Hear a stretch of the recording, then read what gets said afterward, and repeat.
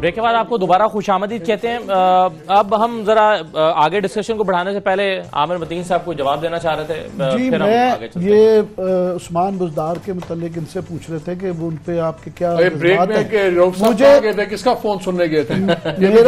मेरा कभी ख्याल है कि उन्होंने जानबूझ के क्लासर साहब को चुप कराने के लिए जो है ना उस्मान बुज़दार साहब का किया है, क्योंकि ये वाहिद थे पूरे स्पेक्ट्रम के अंदर जो ये कहते थे कि साउथ के साथ जो है, जनूबी पंजाब के साथ जो है उसकी नुमाइंदगी का मसला है और उसके साथ सही वो नहीं है। उन्होंने कहा जनाब इनको करवाने के लिए, सिर्फ इनको चुप करवाने के लिए उस्मान बुज़दार जो नोटिफिकेशन निकला था उसके नीचे बारीक लाइन पढ़ो, उसमें लिखा हुआ है क्लासा साहब हूं ठंड पैगी जे। और ये खामोश है, ये आप देखें खामोश है, ये जो है ना वो देखिए जी, एक है स्ट्रेटजी वर्ड सवाल किया लाहौर का, मियां साहब का सवाल किया, मैंने डायरेक्ट जवाब दिया कि नहीं मेरे ख्याल में मियां साहब जज कर चुके हैं 3 दफा प्राइम मिनिस्टर। मेरी बात सुन लेते, मैं सवाल आने दे, मेरी बात सुन लेते 10 सेकंड जान के मान पाऊं। मैंने कहा देखें, मेरे ख्याल में what Lahore has best to offer वो उसको रिप्रेजेंट नहीं करते। हमारे मसला ये है कि ये है ना, इनका बुग़्ज़ बड़ा है, ये साउथ वाला सारा, एक बुज़दार साहब है और एक बुग़्ज़दार साहब है, इन दो के दरमियान में पंजाब परेशान हो गया। सानू नहीं समझ दिया कितना डील करिए। मैं लास्ट न्यूज़ तो फिर अब हम वाइंड अप करते हैं, लाइट गुफ्तगू होगी, थोड़ी सीरियस गुफ्तगू में बहुत जानी चाहिए। सवाल यह है कि क्या क्वालिफिकेशन क्या होनी चाहिए चीफ मिनिस्टर की या वज़ीर आज़म की, कि वो वहाँ पे इस वक्त जेल में बैठा हुआ हो, अपने बीवी बच्चों के नामों पे जदादे बनाए, लंदन, दुबई, हिंद, सिंध, दुनिया के 5 बड़े-आज़मों में करप्शन करके माल बनाए, अपने दमादों को अमीर करे, अपने बेटों को अमीर करे, अपने बच्चों को अमीर करे, और जहां पे भी कोई भी ईंट उठाए नीचे से चीफ मिनिस्टर का या वजीर आजम का या किसी बड़े आदमी का वहां स्कैंडल निकले और वो यहाँ पे आके पेशियां भुगते हैं, JIT को सामना करें। तो ये क्राइटेरिया है लाहौर का चीफ मिनिस्टर बनने के लिए कि जब तक उसके पीछे फौजा या पुलिसा नहीं लगे होंगे उन्होंने तुसी चीफ मिनिस्टर नहीं बनना। अगर ये क्राइटेरिया है तो बाकी साहब क्राइटेरिया ये है, बुज़दार साहब भी उतरते और भी पूरा नहीं उतरता कि करप्ट होना जरूरी है। यूं जो इनकलाब की बातें करे और नीचे जहां पे बैठ के लूट के खा जो पूरे पंजाब को, जाते हुए दिवालिया करके जाओ कि बजट बनाने के लिए पैसे ना हो। वक्त तो देना है उस्मान कहते हैं कि जनूबी पंजाब की जो बिजली भी हैगी ना तो शेर है। ठीक है, अच्छा चले, मैं आमिर साहब आपसे शुरू करते हैं, फिर कराची जाता हूं डॉक्टर साहब के पास और हिलाली साहब के पास। लाहौर से में आप इंटरेस्टेड थे कि उस पर बात की जाए, तो लाहौर में NA 124 131, तो आपके ख्याल में कैसा यहाँ पर लाहौर सारा? मैंने कहा ना, 2 कांटेदार जो मुकाबले हैं वो लाहौर में ही है। एक तो जाहिर है शाहिद खाकान अब्बासी साहब क्योंकि एक्स प्राइम मिनिस्टर रहे हुए हैं और उनको लाहौर ले जाया गया और उस पर मार्जिन उनका बहुत ज़्यादा है, तो वहाँ अगर वो कम मार्जिन से भी जीतते हैं तो वो एक अपसेट माना जाएगा। ज़्यादा उनका ये है क्योंकि ये ट्रेडिशनली उनकी सीट रही हुई और सबसे मार्जिन वाली सीट है, तो यहाँ पे सिर्फ यही वाला। दूसरा इंटरेस्टिंग हो गया ख्वाजा साद रफ़ीक वाला। इन एनी केस कोई भी वहाँ पे कैंडिडेट आता तो वो इतना क्लोज मार्जिन रहा हुआ है कि उसके बाद है। मगर मैं समझता हूँ कि मेरा ज़ाती ख्याल है कि PTI ने हारून अख्तर को, हुमायूं अख्तर साहब को जो टिकट दे के ना इन्होंने ब्लेंडर किया है कि हमारे जैसे लोग भी बड़े नाकिद हैं साद रफ़ीक साहब को जवाब देनी है। ये काफ़ी सारी हो सकता है ये बेस्ट अवेलेबल कैंडिडेट हो, नैब के अरवार के नहीं बेस्ट अवेलेबल कैंडिडेट। वही ना बात ये है कि अभी कोई मजबूरी नहीं थी, अभी इन्होंने कोई अखलाकी, अगर पहले कोई इनसे गड़बड़े हुई हैं जो उसका कोई जवाब था भी तो इस दफ़ा जवाब नहीं था। मैं समझता हूँ कि ये हुमायूं अख्तर की वजह से ये सीट ये शायद इस दफ़ा क्योंकि अपनी गवर्नमेंट आ गई थी सूबे में भी उसमें, तो साद रफ़ीक को एक थोड़ा सा एक समझ लें कि वो डिसएडवांटेज पे थे। मगर हुमायूं अख्तर के आने से ना ये बिल्कुल इवन हो गई है, मगर इखलाकी तौर पे PTI जो है ना काफी नीचे गई है। सही है। अच्छा, अब इसमें डॉक्टर साहब चॉइस जो थी वो एक वलीद इकबाल की थी कि हुमायूं अख्तर की थी। हुमायूं अख्तर के साथ तो गिव एंड टेक भी हुआ ना, क्योंकि हुमायूं अख्तर से कहा गया था आप इमरान खान को सपोर्ट करें, उनके बहरहाल कुछ ना कुछ जाती वोट बैंक 10-12 हज़ार का है उस इलाके में। वहाँ पर कोई एग्री करता है 10-12 हज़ार पैसा नहीं, उसके 2 वजह आता है ना, एक तो कैंट भी आता है उस एरिया में जहाँ पर वो आर्मी से वो मे बी। तो बहरहाल अब आप मुझे ये बताइए सर कि लेकिन क्लास अगर वलीद इकबाल को देते तो उनका तो फिर जाती तौर पर 1% भी वोट बैंक ना होता, पार्टी वोट होता है। एग्जैक्टली। तो आप किस तरह वलीद इकबाल साहब लास्ट टाइम भी प्योरली 100% अर्बन चाहते थे कॉन्स्टिट्यूंसी। इसके अंदर आपके ना दूसरे इलाके भी कुछ आते हैं, तो खाली ये गुलबर्ग की तरह नहीं है, इसका थोड़ा सा इलाका आपका बाहर का भी आता है, इसलिए वलीद इकबाल यहाँ पे बिल्कुल कभी भी नहीं इंटरेस्टेड हुए। हाँ जी, डॉक्टर दानिश साहब। जी देखें, एक तो मैं थोड़ा सा, क्योंकि कैलकुलेशन बहुत इम्पॉर्टेंट है, जिस तरह मैंने एक पहली बात की थी कि देखें डायरेक्ट सीट जो होती है 272 है, डेफिनेटली 60 सीट जो होती है उसमें वुमेन की रिज़र्व है, 10 माइनॉरिटीज़ की सीट है, 342 सीट होती है। वज़ीर आज़म पाकिस्तान इमरान खान 176 सीट जो है वो लेकर वज़ीर आज़म बने हैं और 172 उन्हें चाहिए था। तो आप ये फ़र्क देखें कि सिर्फ 72 चाहिए था और 176 के करीब उन्होंने लिया है। इसका मतलब है कि 4 वोट का फ़र्क यहाँ नज़र आ रहा है, सामने आप देख सकते हैं। बहुत बेहतर कैलकुलेशन है इस वक्त, अपोजिशन के बाद बहुत स्ट्रॉन्ग कैलकुलेशन है। और इधर अगर पीटीआई को, जिस तरह मैंने शुरू में कहा था कि जी पीटीआई के लिए ये इलेक्शंस 2 लिहाज से बहुत इम्पॉर्टेंट है। एक तो ये कि वो अपने नंबर ऑफ सीट में इजाफा कर लें, और दूसरा जो अपोजिशन उनकी इत्तेहादी रेलाई का जो सिलसिला है, जिसमें से आप देख लें कि बाप के पास 4 सीट है अवामी पार्टी के पास बलूचिस्तान, और बीएनपी के पास 3 है, और 6 आपके एमक्यूएम के पास सीट है। और ये भी आपने देखा कि हिलजुल बीएनपी के हवाले से और एमक्यूएम के हवाले से सामने थी। तो मैंने भी आपको बताया कि टोटल प्राइम मिनिस्टर के पास जो वोट सीट है 176 के नंबर से वो जीते हैं। तो आप फ़र्क महसूस कर सकते हैं कि अगर ये नंबर, इसके लिए इनको सीट मिल जाती है तो कितने बेहतर मुस्तहकम होंगे। अब आए लाहौर के ऊपर आपने बात की है, दोनों हलके जो हैं उस लिहाज से इम्पॉर्टेंट है। इमरान खान साहब ने जो इलेक्शन लड़ा है उसमें वोट का मार्जिन तकरीबन 1200 के करीब है साद रफ़ीक के साथ, कोई ज़्यादा फ़र्क नहीं है। ऑलरेडी साद रफ़ीक साहब ने इसके ऊपर क्लेम किया हुआ था कि वोटिंग को वो करें क्योंकि डिस्कार्ड वोट इसमें ज़्यादा थे। हमजा शहबाज का जो तकरीबन वोट का फ़र्क आता है वो तकरीबन 34,000 का फ़र्क आता है। अब यहाँ बिल्कुल सही कहा कि जी ये एक बहुत स्ट्रॉन्ग पोजीशन है पीएमएलएन यहाँ पर, और वहाँ पीटीआई जो जीती है और इमरान खान कैंडिडेट थे, तो उस बुनियाद पर जो वाज़ेह फ़र्क है वो 1200 का फ़र्क है। तो अगर इन दोनों चीज़ों को लेके देखें तो फिर यहाँ सबसे इम्पॉर्टेंट है कि आइदर पीटीआई इमरान खान के अलावा किसी और को, जिनको दिया है इस वक्त उन्होंने, वो हैं हुमायूं अख्तर साहब जिनकी बात हो रही है। हुमायूं अख्तर साहब डेफिनेटली एक बड़े सीजन पॉलिटिशियंस हैं, बड़ी मेहनत कर रहे हैं, और इस सिस्टम में जो ये जो पाकिस्तान में इलेक्शन लड़ने का जो सिस्टम है, जिसके हवाले से मेरे उन तमाम मोअज़्ज़िज़ साथियों ने बात भी की है, मैंने भी उसके ऊपर थोड़ा बहुत कहा है, उस सिस्टम के लिहाज से एक मजबूत शख्सियत है, क्योंकि उनके पास हर वो चीज़ है जिसकी बुनियाद पर वो इलेक्शन लड़ सकते हैं। अब यहाँ पर वो 1200 की इस लीड को बढ़ा सकेंगे या यहाँ पर क्या चीज़ें हैं जिनकी बुनियाद पर इलेक्शन लड़ा जाता है? वो आपने सबसे पहला तो मंशा बम, आप तो दबंग आदमी हैं सर। सबसे पहला तो आपने बताया था, जिस पर मैंने इज़हार किया था, तो आपने मंशा बम जो है वो उसका जिक्र कर दिया था। तो डेफिनेटली इलेक्शंस जो हमारे यहाँ होते हैं उसमें कौन कौन सी चीज़ें इसमें इन्वॉल्व होती हैं, वो सारी चीज़ें यहाँ लड़ रहे हैं। लेकिन पीटीआई के लिए ये 11 सीट नेशनल असम्बली की बहुत अहम है, लेकिन इनका homework PTI as a politician, as a party, उनके लोगों का, उनके अहदेदारों का काम नहीं है। सब अपनी अपनी जगह पे बैठे हुए हुकूमत में इंजॉय कर रहे हैं और जो है हुकूमत के जो काम है वो कर रहे हैं। हालांकि उनके लिए सबसे बड़ी बात है कि अगर उनकी नंबर ऑफ सीट नीचे गिरती है तो अगर वो हुकूमत से ना भी निकलें तो बड़ी मार्जिन करीब आ जाएगा। तो मेरा ख्याल है कि ये दोनों सीट पे, और हमजा साहब वाली जो सीट है यकीनन उसका मार्जिन बहुत ज़्यादा है, और ट्रेडिशनल वोट इनका यहाँ पे बहुत कब्जा है, और अगर पीटीआई ने बहुत जोर लगा दिया तो भी 34,000 का मार्जिन कम करना, हालांकि ज़िमनी इंतखाब है। एक सवाल ज़रूर उठता है, वो रखूँगा, हर हुकूमत में हम मेरिट की बात करते हैं कि हमेशा ज़िमनी इंतखाबात माजी में हमने देखा है कि वो हुकूमतें जीतती हैं, वो पार्टी जीतती है जो हुकूमत में होती है।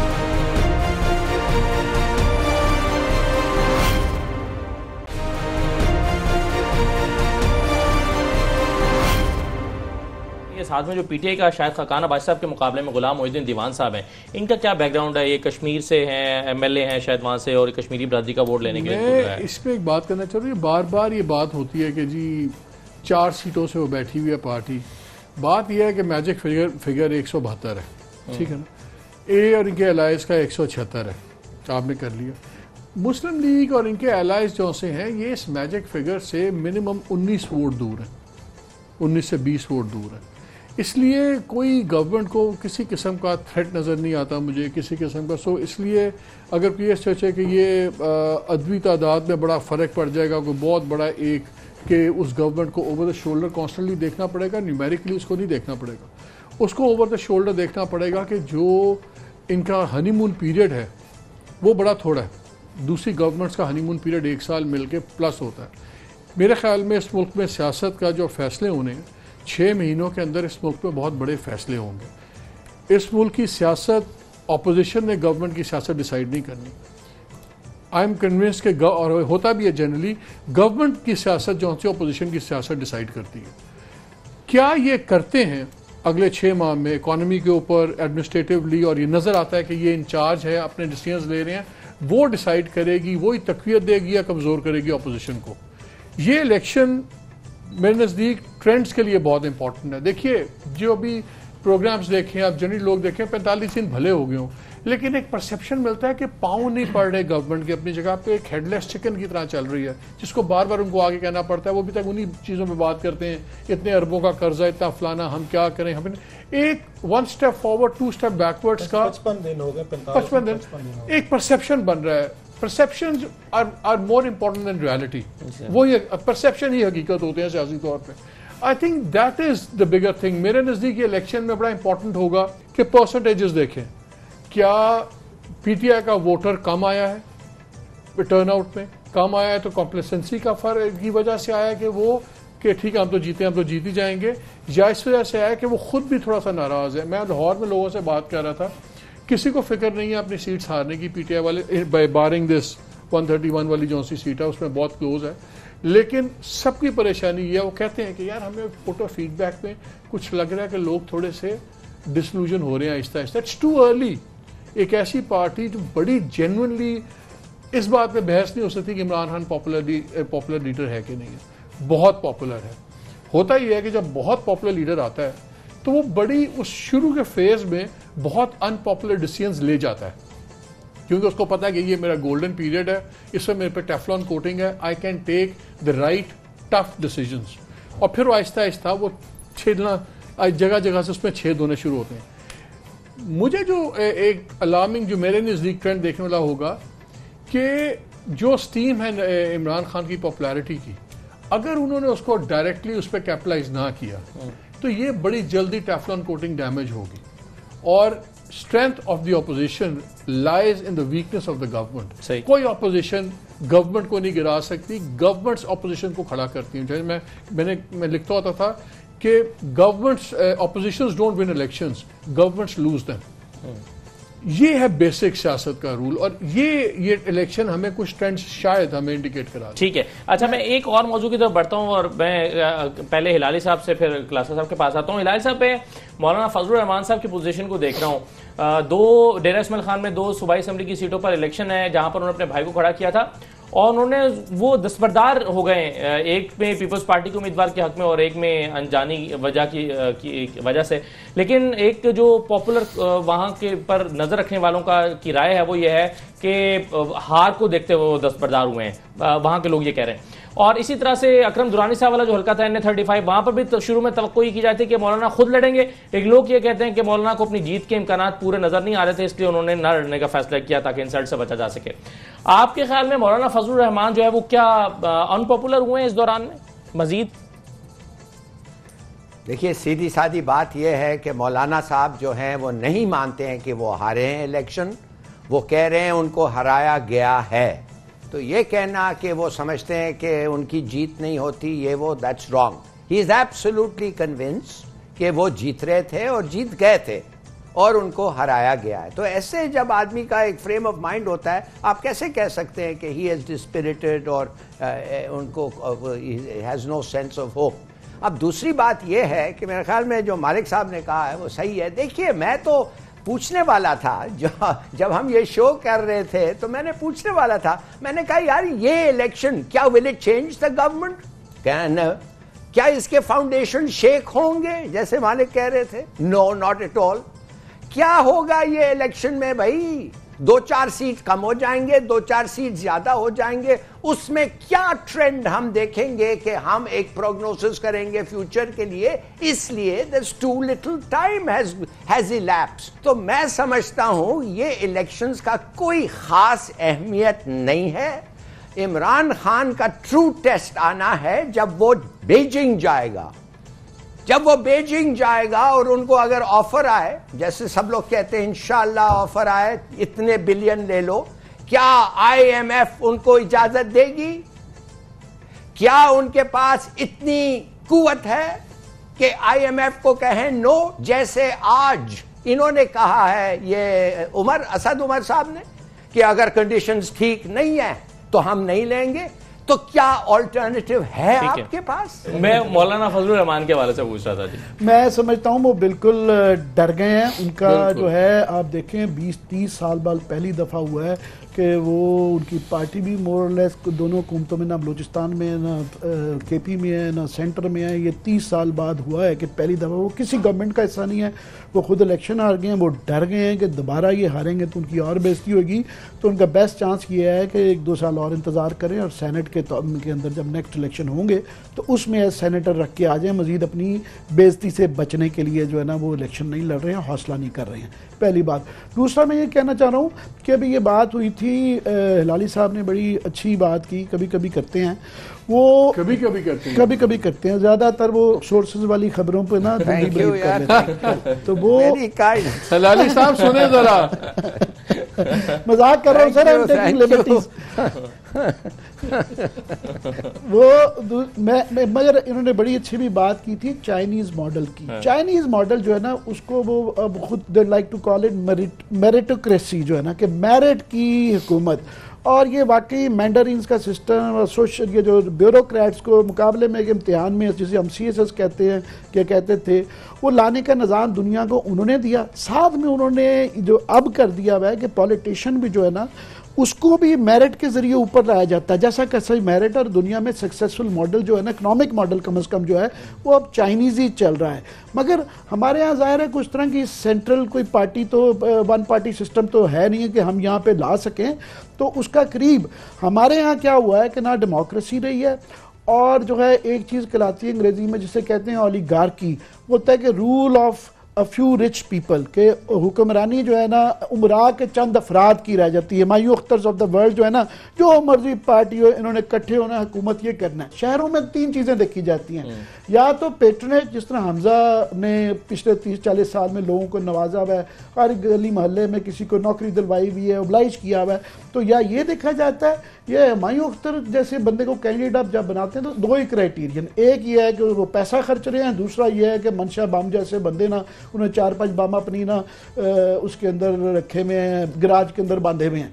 तो ये इसके अलावा कोई नहीं है। तो हम डरते हैं कि किस्टोक्रेसी से कि ये जब आप रूल ऑफ द वर्स्ट लाते हैं तो ये खराबी आ जाती है। सिर्फ लास्ट लाइन सिल्वर लाइनिंग जो है ना हमें मुतबादल जो है ना वो लोकल बॉडीज के इलेक्शन हैं। सिर्फ ये है कि ये जब ये कर लेंगे कि और इनका जो KP के मॉडल को इम्प्रूव करने का कि डायरेक्ट इलेक्शन करवाने का, और वो बड़े इनकलाबी फैसले हैं कि तहसील के का डायरेक्टली इलेक्शन करवाने से वो नीचे से और कोई तरीका नहीं है कि आप लोगों को लाएं। ये बरादरियों का सिस्टम, ये मनशा बम, ये 12 ये फैक्टर थोड़ा सा रहेगा, वहाँ भी ये लोग इन्फ्लुएंस हैं, मगर आहिस्ता आहिस्ता रिसीड करके नीचे से कुछ ना कुछ जो है ना चांस होता है कि नए लोग आ सकें। और डायरेक्ट इलेक्शन में मनशा बम्स ऑफ द वर्ल्ड जो है इतने इफेक्टिव नहीं होते हैं।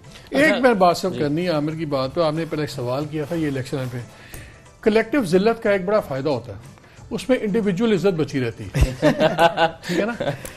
ये जो इलेक्शन लड़वाते हैं ना आप दूसरे हल्के में जाके, ये मेरे ख्याल में एक कॉन्स्टिट्यूंसी की कलेक्टिव जिल्लत होती है। डेमोक्रेसी का बेसिक कॉन्सेप्ट है local leadership for the local population. आप कभी सोच सकते हैं कि हैम्पस्टेड का रहने वाला बंदा जाके लंदन में जाके इलेक्शन लड़ ले, या इस काउंटी का बंदा जाके वहाँ लड़ ले? दुनिया में कई सिविलाइज सोसाइटीज़ में नहीं होता।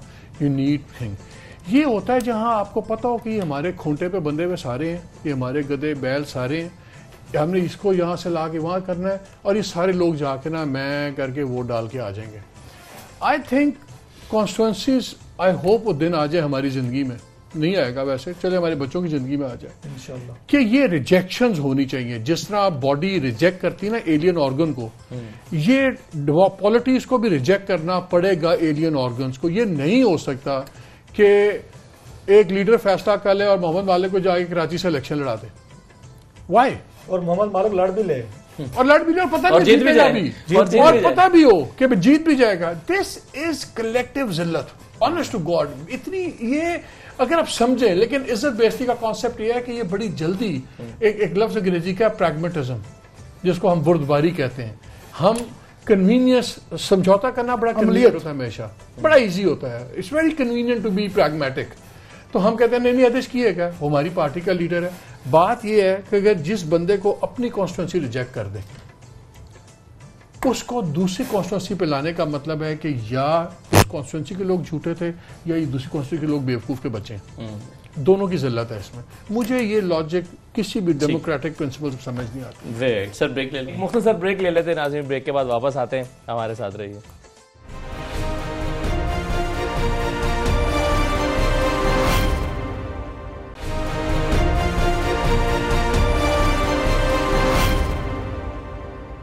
ब्रेक के बाद आपको दोबारा खुशामदीद कहते हैं। अगर आप थोड़ा सा जो चाइनीज लोन की बात हुई ना अभी की, हमारा चाइना दोस्त है, we all have respect for them. अगर बकौल हमें बताया भी जाता है, मुश्किल वक्त में हमारे काम भी आता है, आता होगा भाई, मान लेते हैं। मुझे बताएं, दुनिया का वहद अरेंजमेंट है जो हमने चाइना के साथ किया, कोई इस तरह के एग्जाम्पल मुझे बताइएगा। मे बी रॉन्ग, दोस्त बैठे हैं सुन भी रहे होंगे लोग।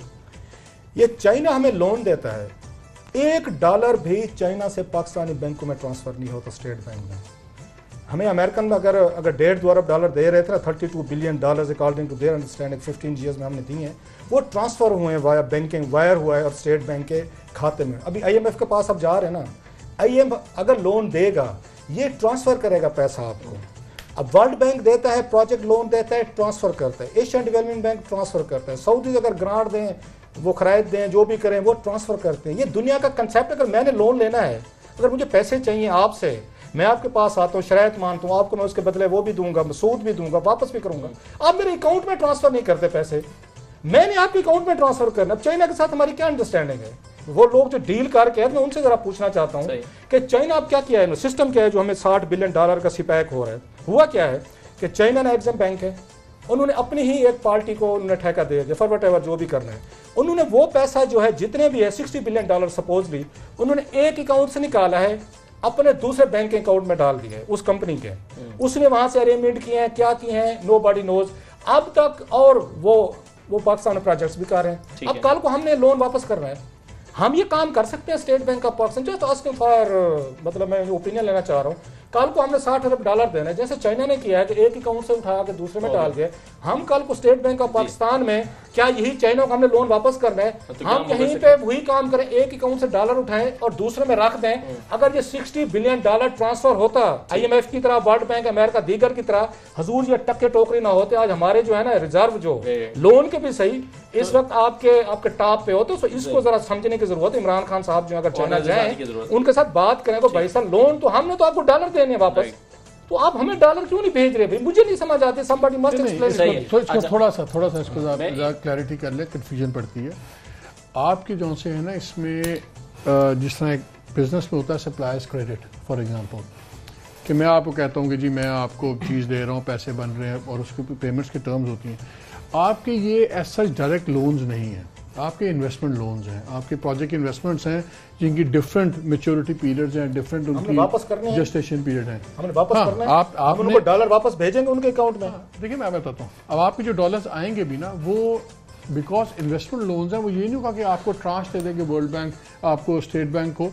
अगर एक प्रोजेक्ट का एक एक्सपेंस है वो पेरेंट कंपनी करेगी। सर नहीं सर, थोड़ा सा आप चीजों को मजीद कंफ्यूज कर रहे हैं सर, ऐसे ना करें। ऐसे इतना ये लाइट ऑफ चीज नहीं है ये। हमें भी State Bank of Pakistan data दे कि ना ये जो प्रोजेक्ट लोन थे, सपोजली फलां सड़क बनी, वो बनी, फलां बनी, तो इसके अगेंस्ट वहाँ चाइनीज कंपनीज ने कितना पैसा पाकिस्तान में भेजा, जो आगे फर्दर रुपये में कन्वर्ट करके उन्होंने लोकल लेवल पे एग्जीक्यूशन की है। इस पर मजीद डिबेट हम करें। अरेंजमेंट बताएं ना हमें, डॉलर लेजिटिमेट क्वेश्चन इसका है जवाब। चलिए इस पर मजीद डिबेट कर सकते हैं। लेकिन मैं डॉक्टर दानिश साहब साहब आपके पास आते हुए ना मुझे ये बताइए, अभी एक तो परवेज खटक साहब के मशवरों की बात की आमिर साहब ने, और उससे पहले केपी मॉडल डिस्कस हो रहा था। मैं आपसे ये जानना चाहता हूँ, एक तो केपी में जो भी गवर्नमेंट जिस अंदाज में भी हुई उसके नतीजे में हमने देखा कि रिजल्ट्स बड़े अच्छे आए।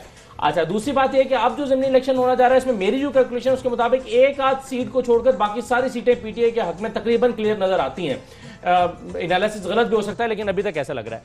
आपके ख्याल में वो फॉर्मूला क्या है? मतलब इसका मतलब क्या हम ये कहें कि पीटीआई ने जो मॉडल केपी में दिया वो कामयाब रहा इस सेंस में कम से कम कि रिजल्ट जो है वो उस गवर्नमेंट के हक में आए और उसी मॉडल को फिर फॉलो किया जा सकता है पंजाब में?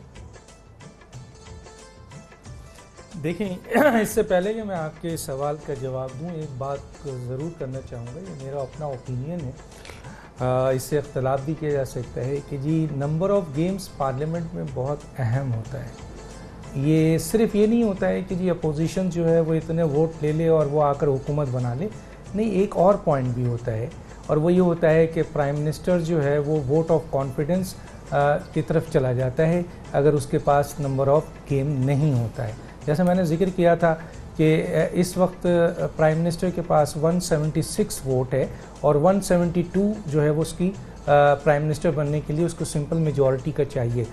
151 अपोजिशंस के साथ है, फिर उसको मिलाकर वो अगर बढ़ाती भी है नहीं पहुंच पाती, एक अलग फैक्टर है।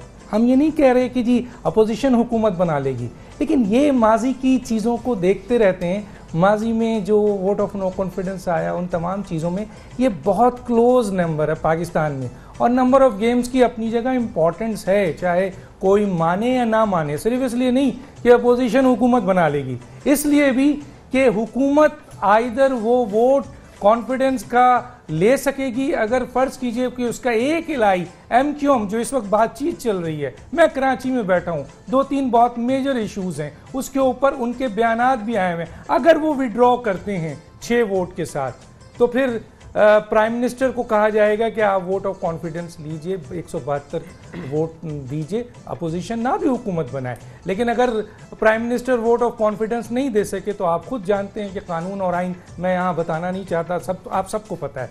डॉक्टर साहब से एक सवाल है मेरा, रूल्स अपनी जगह मौजूद। डॉक्टर साहब, मैं डॉक्टर साहब एक सवाल है, क्या आपके ख्याल में जी जी जी जी जी कभी विड्रॉ करने का फैसला अपोजिशन के कहने पे करेगी? नहीं, अपोजिशन के कहने पे नहीं करेगी। इस दफ़ा जो मुत्तहदा कौमी मूवमेंट है उसकी जो सिचुएशन है इस वक्त, जो पोजीशन है इस वक्त, वो बड़ी वर्स्ट है एज़ कम्पेयर टू माजी के लिहाज से, और जो उन्होंने नुकात हुकूमत के साथ तय किए हैं उस नुकात के ऊपर अगर हुकूमत उनके साथ मसलन नहीं चलती है तो ये राब्ता कमेटी का डिसीजन है कि वो इसके ऊपर नज़रसानी कर सकते हैं और उसका बयान आ चुका है। मुत्तहदा कौमी मूवमेंट कल जो 19 सीट और 20 सीट के साथ होती थी, हुकूमत का हिस्सा भी रही और हुकूमत से बाहर भी आई है, लेकिन ये जो पोजीशन है उनकी वो ये है कि ये बहुत सुकड़ कर 6 सीट पे आ चुके हैं।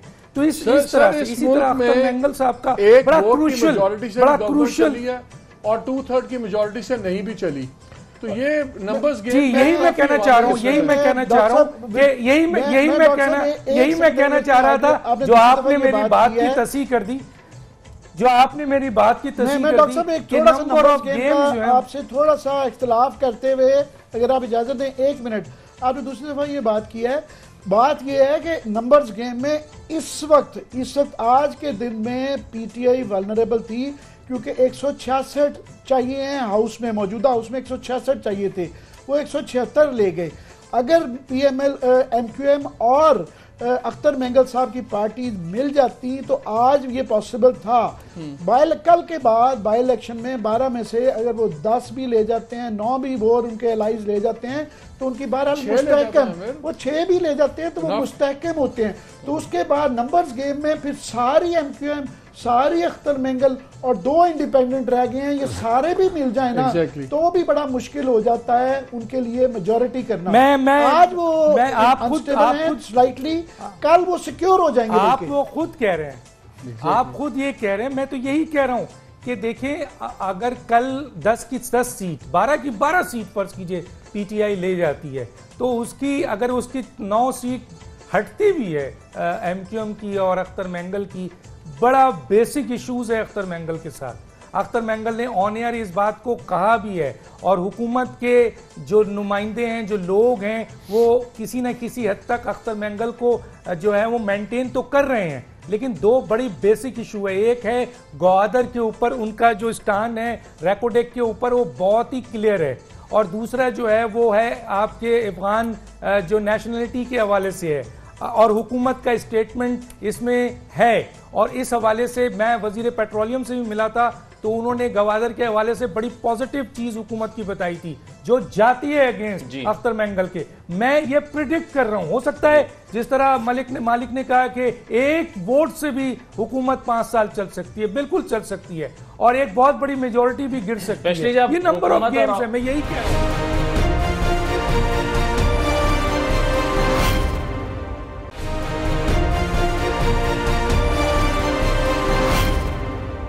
ये पूछना चाह रहा था, और मैं चाहता हिलाली साहब इसका जवाब दें कि पाकिस्तान पीपल्स पार्टी ने और नून लीग को, यानी ऑपोजिशन ने मिलकर जो इलेक्शन लड़ने का फैसला किया, इसका कोई इंपैक्ट देखते हैं आप? पीपल्स पार्टी पंजाब में तो अगर सपोर्ट कर भी देगी तो सवाब के अलावा शायद पीएमएलएन को कुछ ना हो।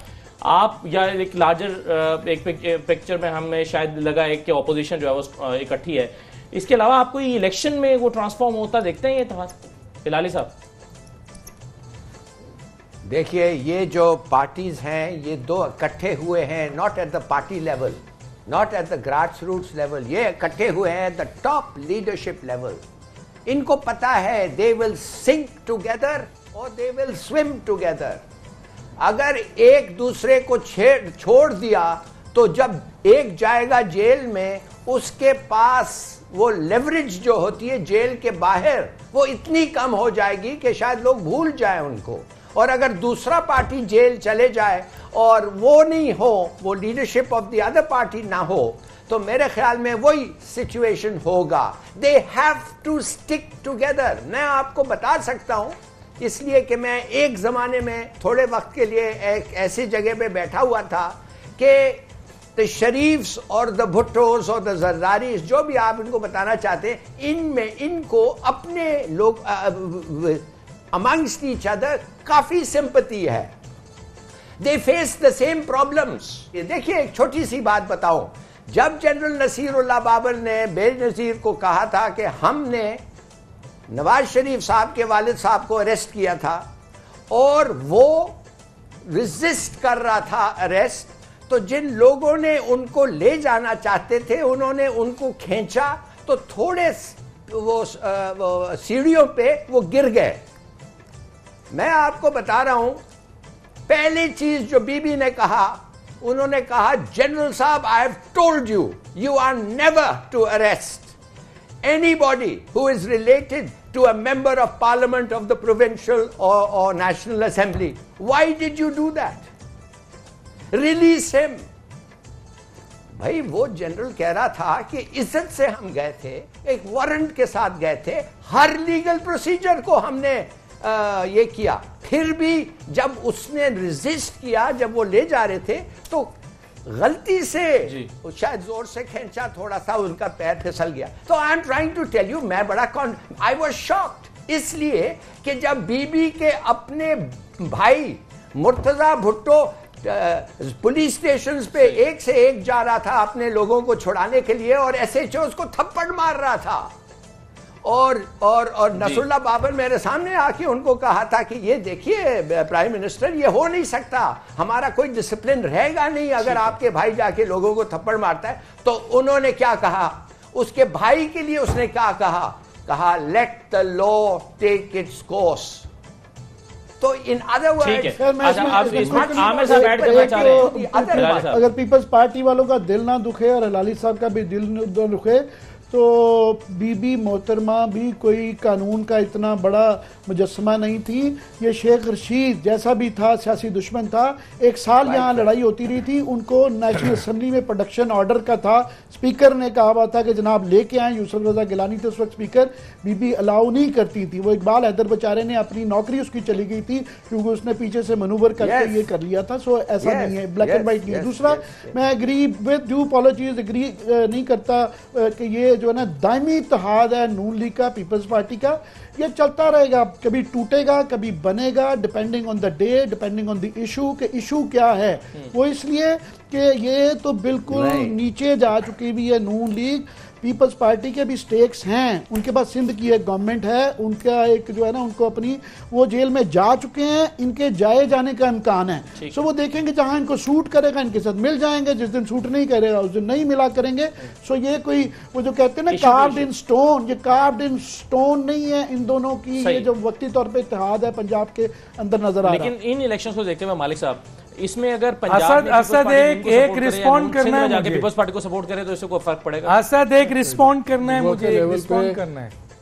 इन्होंने अपने अपने एक मिनट और देखिए मैं बताऊं, इनका अपना अपना वोटर टर्नआउट ही होगा और वही बेसिकली वोट करेगा। ये अगर आपका ख्याल है कि पीपल्स पार्टी वाला जाके लाइन में लगेगा और वोट करेगा PMLN वाले के लिए, I don't think it's going to happen. ये जिस तरह जमात इस्लामी के अलायंस बनते थे ना, तो हर बार हम सुनते थे हर हल्के में 5 से 8 हज़ार वोट होता है, वो आएगा और वो करेगा। वो जिंदगी में नहीं पढ़ता देखा हमने, कभी नहीं पढ़ता हमने देखा, कारी सोते रहे सारे।